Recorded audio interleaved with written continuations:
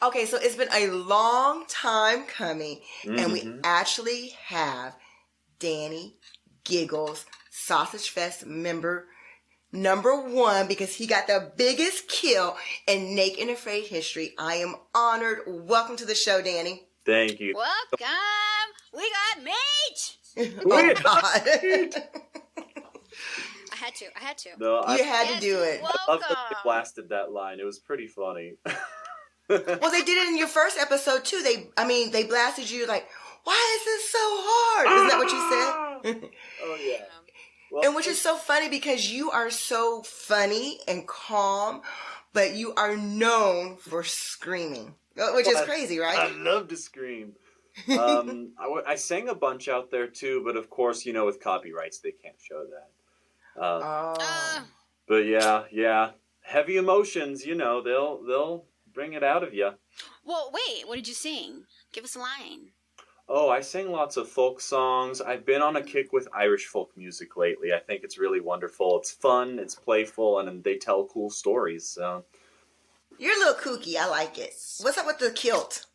The kilt? So the kilt is of the Anderson plaid, which is my family from my grandmother's side. From the lands of Badenoch is where they come from.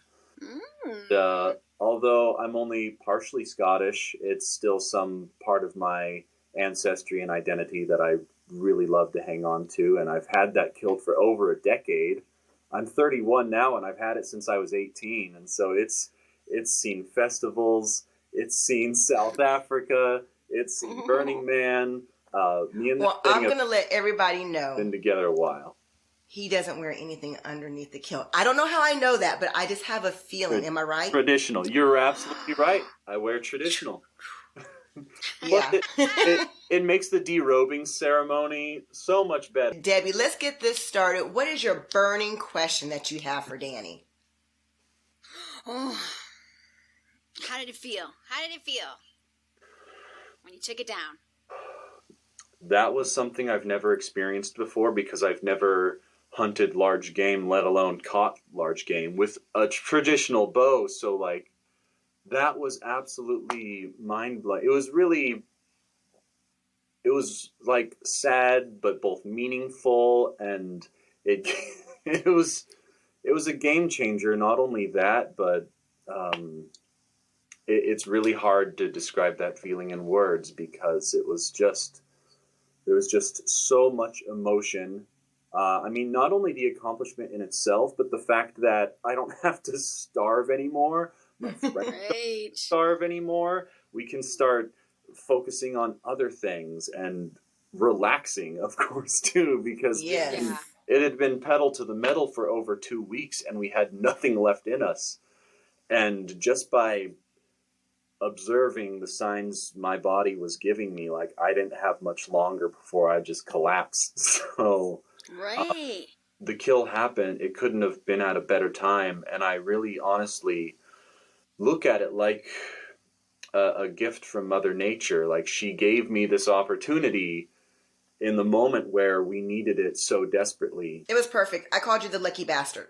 I am a lucky bastard. Was it? I mean, well, you said you had the archery. Did that help you at all? I know it's a little different. Was it luck? I mean, you hit the lungs. Yeah, it was a lung shot. It was a beautiful shot, and I've been practicing shooting my bow for. He builds bows, Debbie. I didn't know if you had done that before. I know you were excited when you seen it. They made it look like he was a kind of a first timer, but you build bows, right? Not professionally. I've built one bow. I've built my own English longbow, and this was about 6 or 7 years ago. I was at a traditional skills gathering called Echoes in Time, which is amazing primitive skills festival, by the way. And there, the bowyer, who is a professional doing this, Carson Brown, he took me on as a student for that week. And for the next 5 days, I put in about 25 hours total of just carving and scraping, sanding, and forming this beautiful tool out of just a chunk of log. Like it was literally a 7-foot long chunk of Western Pacific U. And I bet Carson Brown's like, I did that. I helped Danny get there. Do you think he is? Like Carson Brown's like, look at that. That was me. I helped him. Do you think? I got to give him a shout out. He definitely deserves it. He was an amazing teacher. The shot looked amazing, and you looked so calm.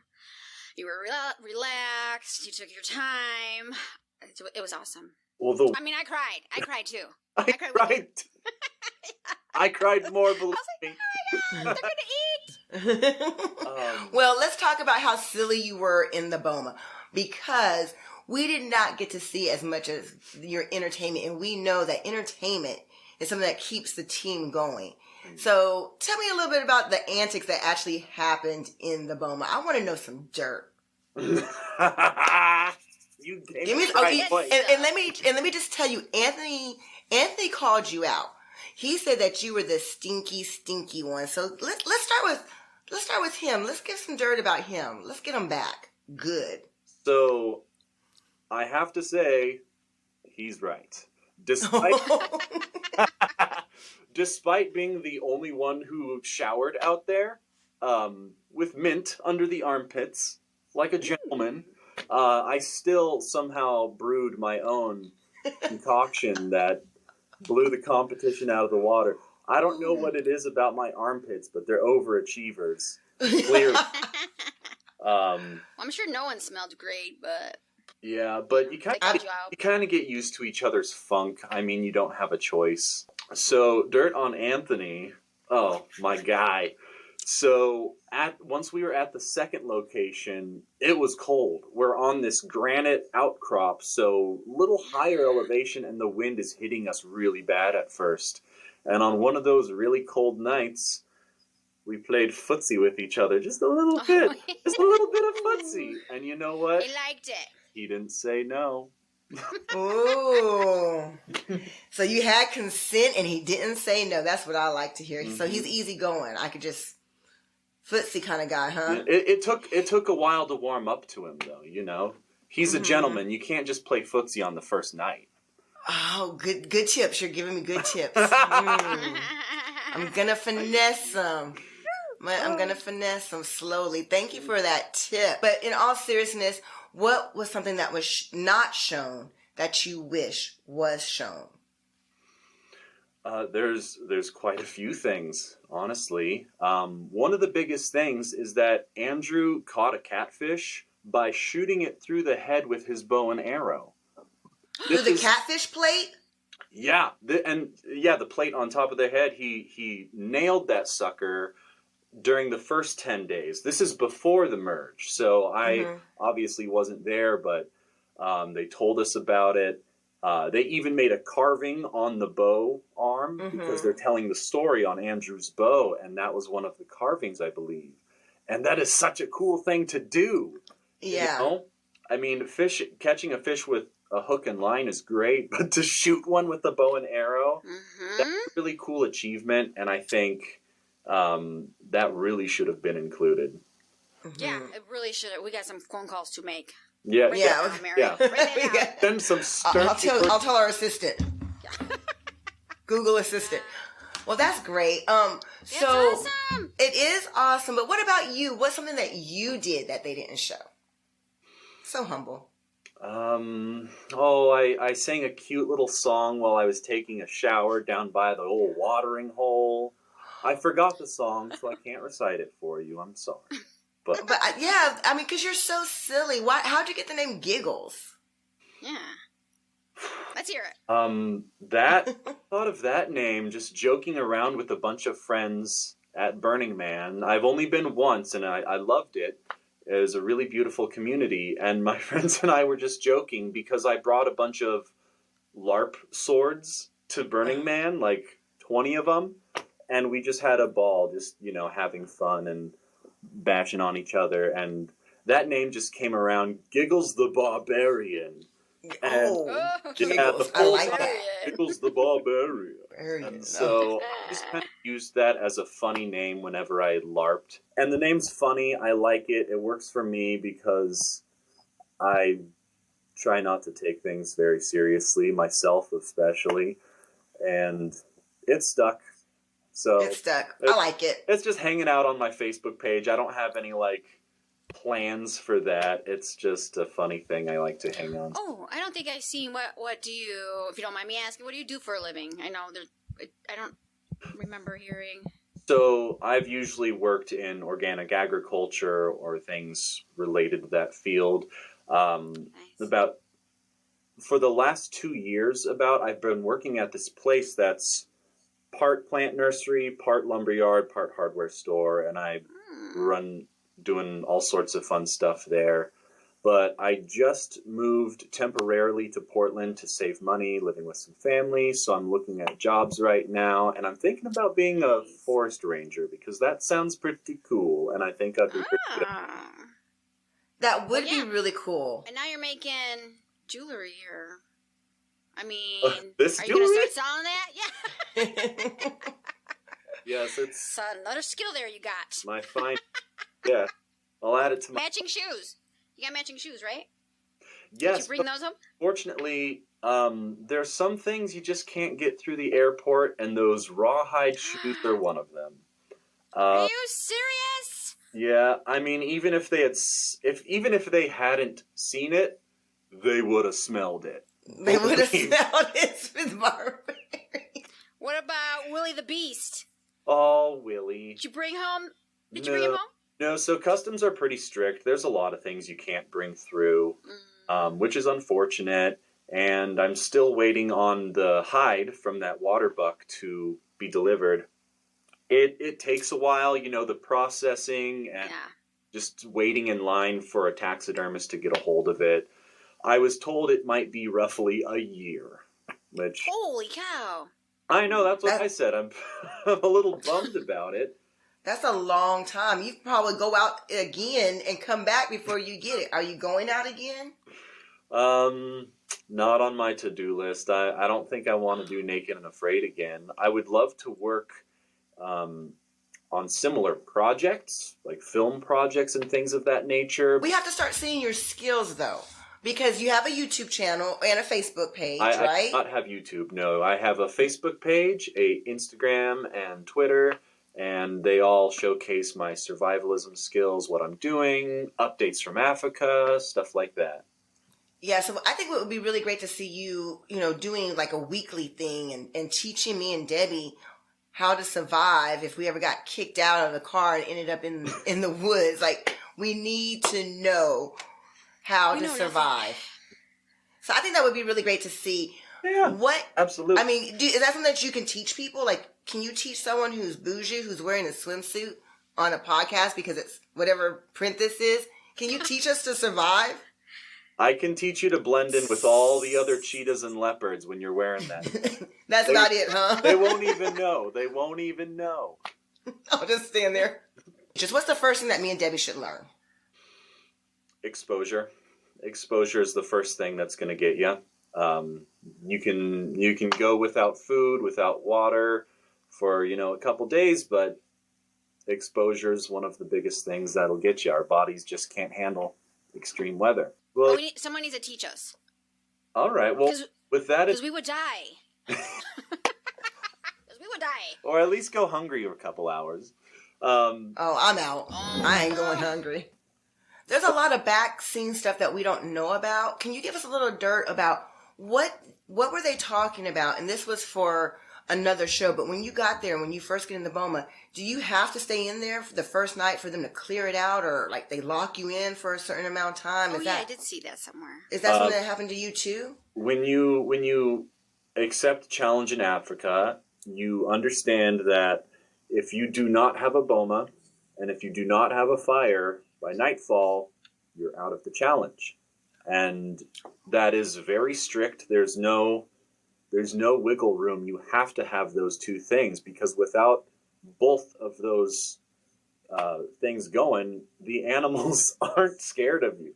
The thorns keep, snouts from digging in and, grabbing you, while the fire is just a good security measure in any case. But you will generally be safe when you have those. But if you don't, it's a huge liability, and chances are something bad happened. So they are very strict about that, and they they made sure to let me know you're going to get kicked off if you don't have that. That's a great tip. I did not know that. But they so don't even ask. Day one, you're on a clock to get going, get where you got to get, and get it done. Wow. Yeah. And they don't like clear out anything beforehand. You basically go there, and once it's sunset, all the rangers leave. They go back to wherever their camp is, and it's just you. So it's very real.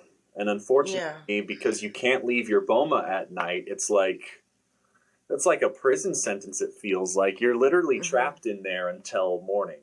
So you can't even leave the Boma to go tinkle. No, you have to get up and tinkle in as far as you can do it, away from your shelter. Well, I guess the guys shoot it. I mean, is that what y'all do? Do y'all shoot into the bushes? Yeah, we shoot into the bushes like gentlemen. I'm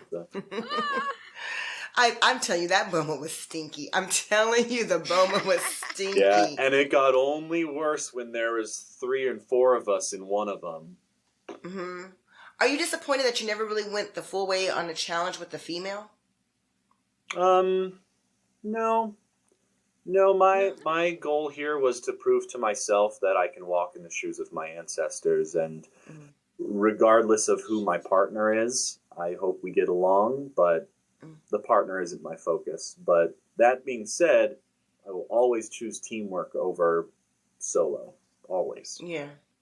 If there was a partner, I'm still undecided on who I would want as a partner, but I would want someone like you because I feel like you would teach me things and have a very pleasant, disposition about you. I try. Thank you. I mean, don't you agree, Debbie? I mean, Debbie loves Dan, and Dan, I think Dan would be the exact same way. You and Dan are kind of similar, just teaching and good spirit. I would rather have someone with good spirit and good, teaching skills over someone who's really, really good but does not have a good personality. Yeah, I see where you're coming from. Yep, communication is extremely important out there. That's one of the big things. Yeah, you gotta be able to talk through your issues and your challenges and things like that, and do it in a passionate and mature way. And just understanding that you're all cranky, you're all tired, you're all feeling it. But did the guys ever get on your nerves at all? Like, I mean, seriously, because it looked like a love sausage fest. I know y'all loved each other, but was there any point in time you're like, ugh, Anthony, quit singing, or, Chris, you stop talking about, lions, because that's my favorite animal. I'm like, what? I mean, was there anything? Give me anything. I had to start the fire a lot, so I got a little cranky about that. But other than that, we had really great synergy. This episode was amazing for a lot of reasons, but also because there's no drama, there's no people going back and forth at each other. We all communicated so well, and we accomplished so many great things together. Like, I am so grateful to have had a group or 2 challenges where we've all gotten along really well and there's no drama. So I feel very lucky for that. I've seen those episodes that don't have that magical combination, and it can get rough. Yeah, I think you guys were paired. Excellent.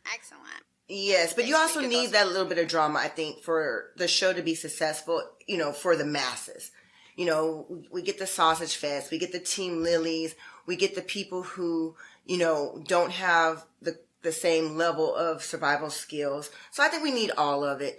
But I definitely liked your synergy, as you called it, the best. That's the best way to see, because it was genuine, it was touching.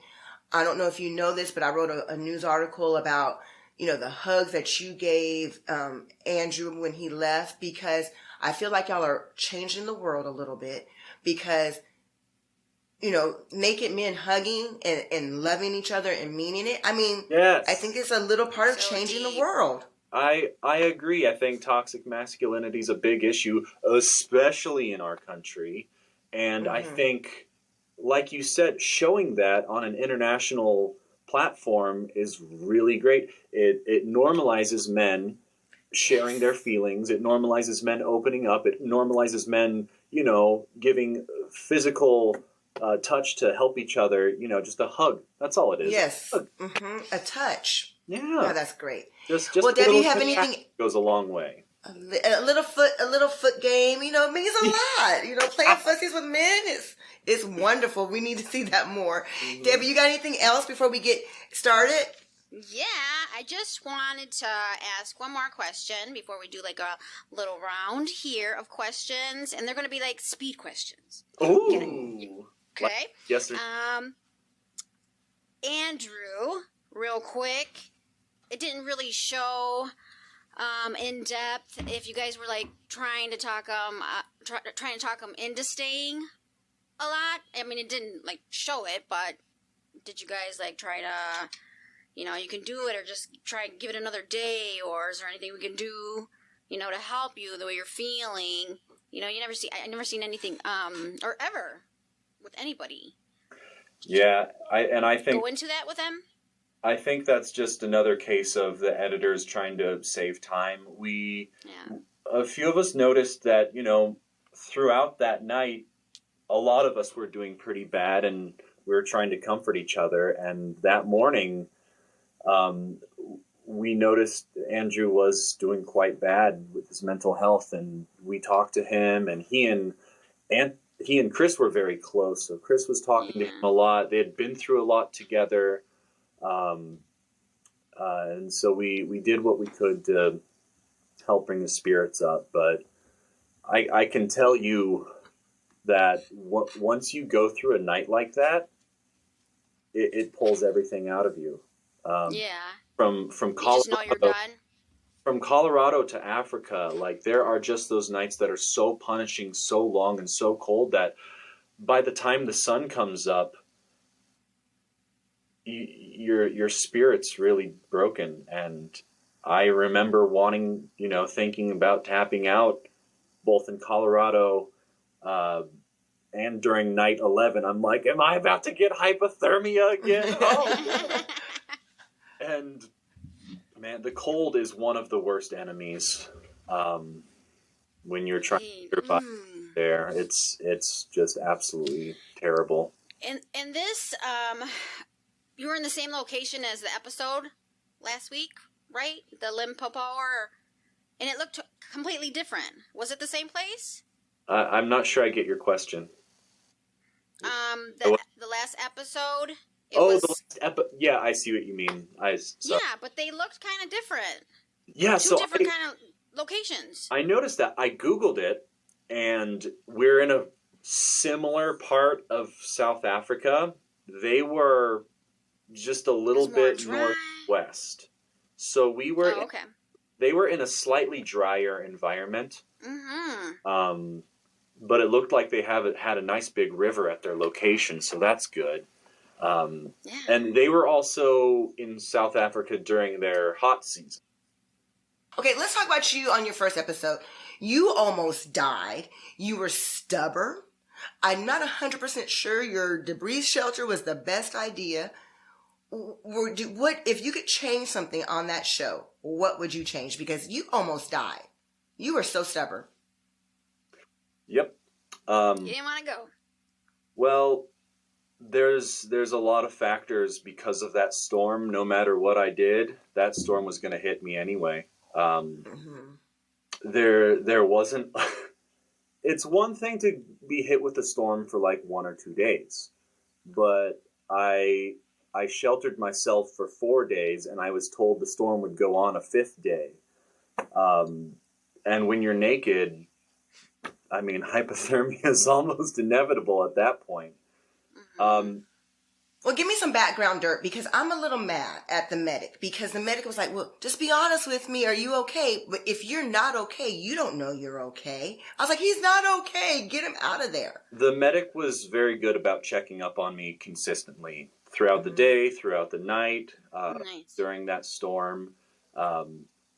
It was after a medical check that they realized, I was going through stage 2 of hypothermia.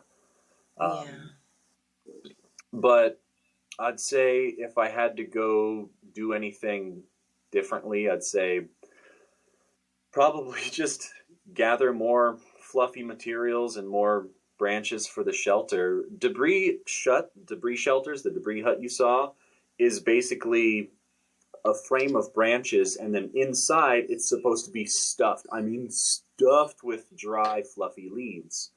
My problem was that there weren't enough dry, fluffy leaves around that area. There's just not a lot of supply. So it was tough to get what I needed. And also, when you have consistent rain for so long, you're eventually going to get some little drips coming through. You know, these shelters are temporary unless you continue to build off of them. So most people say, like, you know your body when they go to tap. You know, you just know when you can't take anymore. Did you ever get there? Did you fight it? Like, you did not want to go. I did. When it came to my mental health, there was a moment where I questioned things because I had to spend 72 straight hours lying down in the same position like a mummy, because otherwise going outside you get hypothermia even quicker.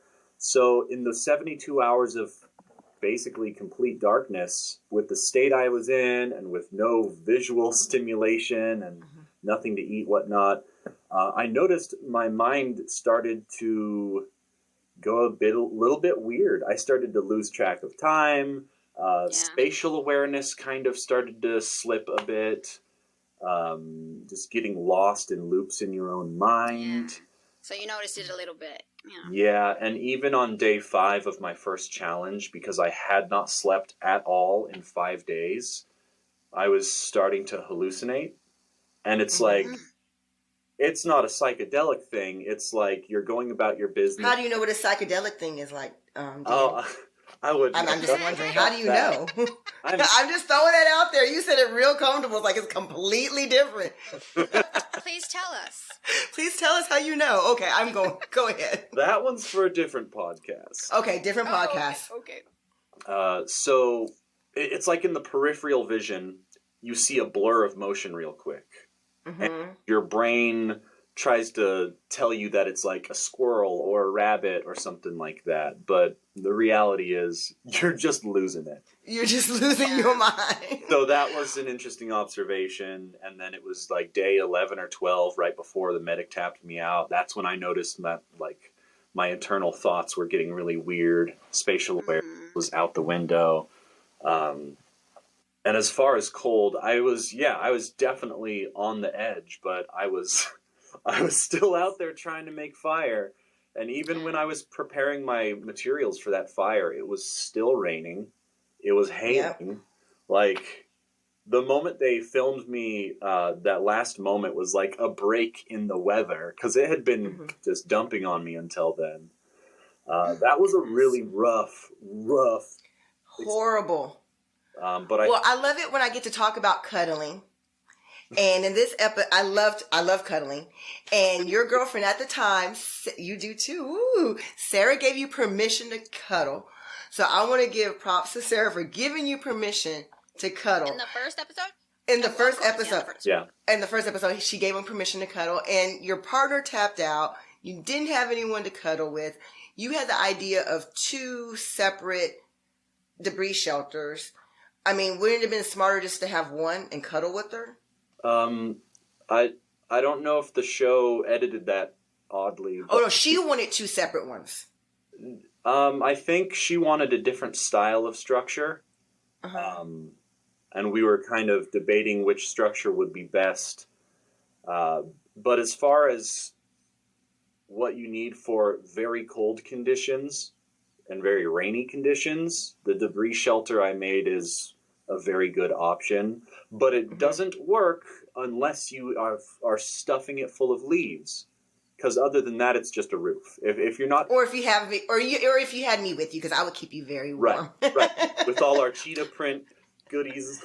Yes, I'm like, don't worry, I got you. Yeah, I'll bring a. We're gonna stay warm tonight, darling. My item too. So did you get a little nervous when you guys were in the cave? Or the first night when you guys were all together and it got really cold? Did it make you a little nervous? Yeah. Like, here we go. The night 11 is what that was. And that was by far the most ruthless night in the entire experience. There were a couple rainy days of like day 7 and 8 where it rained on us during the night.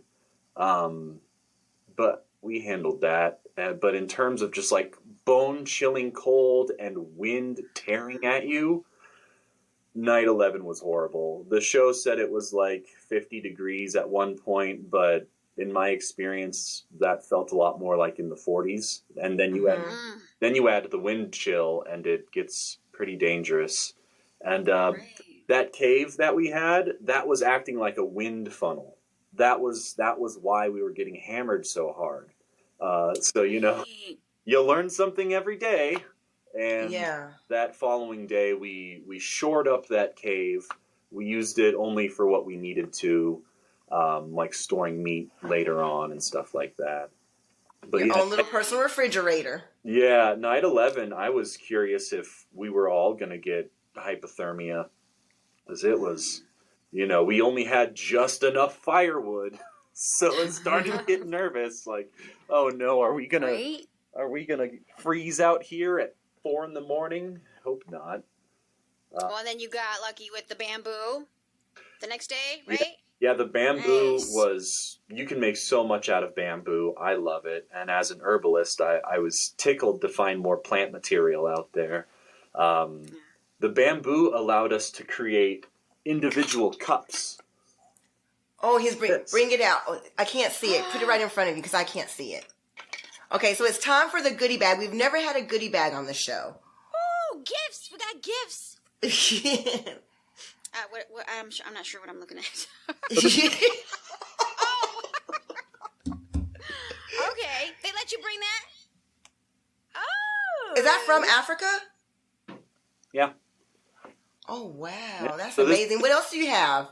Oh, I got plenty of goodies. What are you looking for? Well, Anthony's phone number. Oh, I got Oh my gosh. got Anthony's phone number right here. One moment. It's good.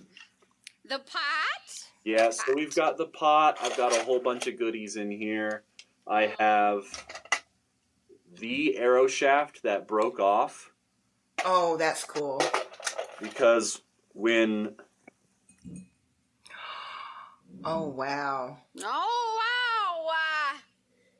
When the animal fell down finally, she fell on the side that had the arrow puncture in it. And so she pushed it through her other side, and it broke the shaft of the arrow in the process. So I managed to get that on my bag. I brought the wooden knife. So wow. I carved this knife right here. This was probably day 4 or 5 of our challenge, so it's just me and Anthony at this point. We're sharing an axe, which is inconvenient when there's chores to do. So I created this neat little knife. And that is so cool. This is from the Mapani tree, or the ironwood tree. And it's super, super dense. I was able to process catfish with it, do other chores with it, harvest leaves and real fast. Yeah. Who made the chopsticks? Yeah, I seen that. Like, they made chopsticks. I didn't know if it was a branch and you were just squeezing it. That was amazing. Yeah, I made chopsticks in Colorado, too. I had all sorts of kitchen utensils out there. I made tea in Africa because I mentioned they have wild mint. I made some mint tea. Not as nice as, you know, like the mint you would grow in your garden here, but I'll take what I can get out there. You are very freaking crafty. What else you got? Ooh, all sorts of stuff. I have this. This is probably one of my favorites. Maybe I can.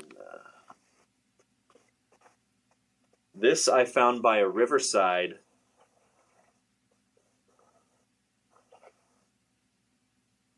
This is a mineral called biotite.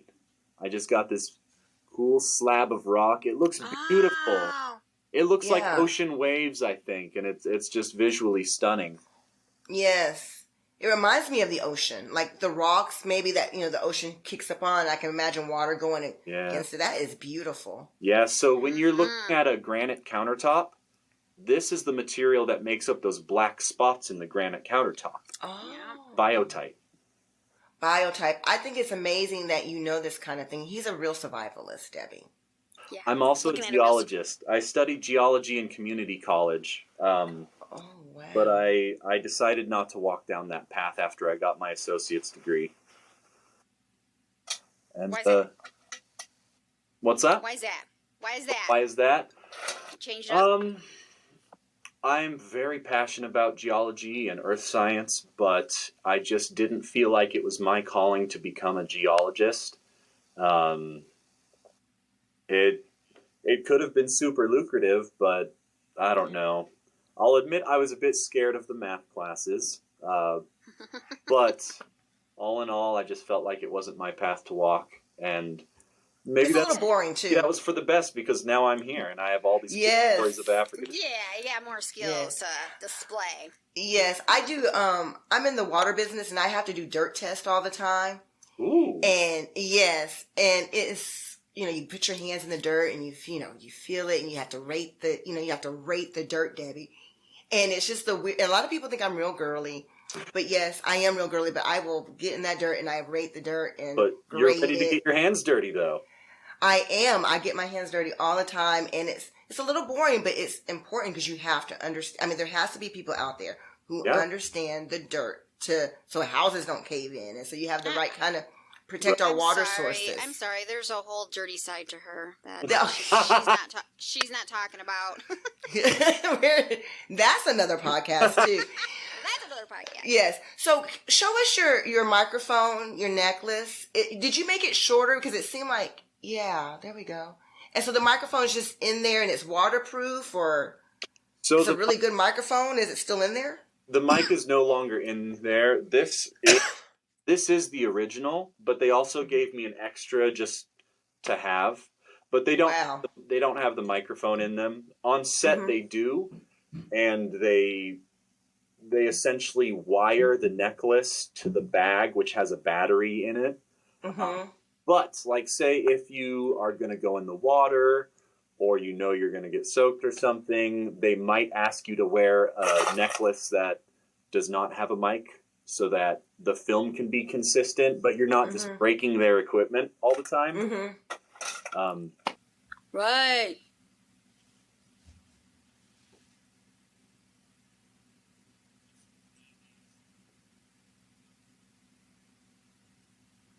Lost them. Okay.